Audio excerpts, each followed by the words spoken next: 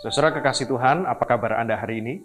Senang bisa menyapa Anda kembali melalui program Sapaan Gembala. Dimanapun Anda berada, saya berharap Anda dalam keadaan yang baik. Saudara, masihkah Anda mengingat hal apa saja yang biasanya pertama kali Anda lakukan sebelum Anda duduk makan di sebuah pujasera?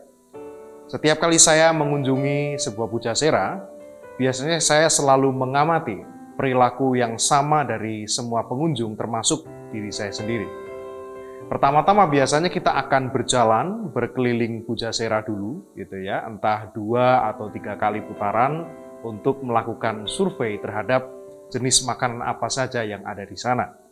Nah, yang kedua, kalau kita sudah mulai mantap dengan pilihan kita, biasanya kita akan berdiri tepat di hadapan kedai tertentu, lalu mulai mengamati menu apa saja yang disediakan di sana. Nah, saudara, kemudian setelah benar-benar mantap dengan pilihan itu, maka tahap terakhirnya barulah kita akan duduk untuk makan bersama dengan para pengunjung yang lain.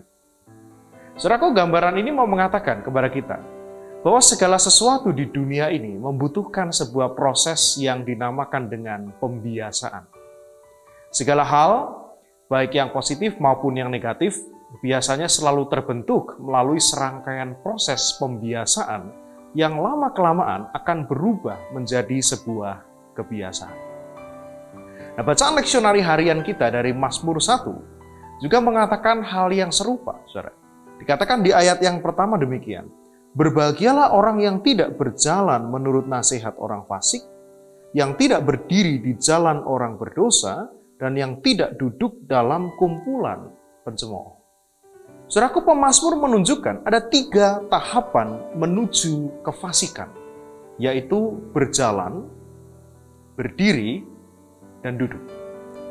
Nah, yang menarik, saudara, pemazmur tidak tiba-tiba saja mengatakan berbahagialah orang yang tidak duduk dalam kumpulan pencemooh. Tidak tiba-tiba demikian. Tetapi ia memulai dengan mengatakan berbahagialah orang yang tidak berjalan menurut nasihat orang fasik.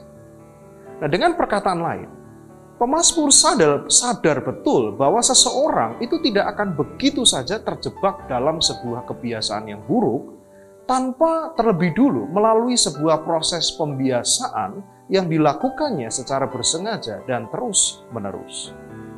Nah, namun demikian juga sebaliknya. Kebiasaan yang baik juga terbentuk melalui sebuah proses pembiasaan yang bersengaja dan terus-menerus. Itu sebabnya dikatakan pada ayat kedua demikian. Tetapi yang kesukaannya ialah Taurat Tuhan, dan yang merenungkan Taurat itu siang dan malam. Saudara, perhatikan pada kalimat merenungkan Taurat siang dan malam.